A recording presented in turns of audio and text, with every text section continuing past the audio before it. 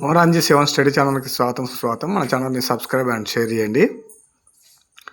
అంబేద్కర్ గారి గురించి part 2 discussion with స్థాపనలకు సంబంధించి 1924 వచ్చేసి బహిష్కృత్ హితకారిణి సభ, 1927లో సమాజ్ సమత సంఘం, 1942లో అఖిల భారత బడుగు వర్గాల ఫెడరేషన్, 1945లో పీపుల్స్ ఎడ్యుకేషన్ సొసైటీ, 1950లో ఔరంగాబాద్లో మిలింద కళాశాల స్థాపన, 1952లో వచ్చేసి Siddhartha college of commerce and economics, 1955లో భారతీయ బౌద్ధ సభ, 1956లో సిద్ధార్థ న్యాయశాస్త్ర కళాశాల.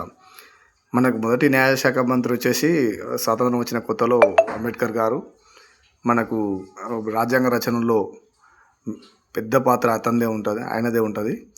కాబట్టి మనం అంబేద్కర్ గురించి పార్ట్ 2 కూడా డిస్కస్ చేస్తున్నాం. మోరాంజీ 7 ఛానల్ని స్టడీ ఛానల్ని సబ్స్క్రైబ్ చేయండి. అలాగే మన ఛానల్లో చాలా వీడియోస్ ఉన్నాయి, చూడండి.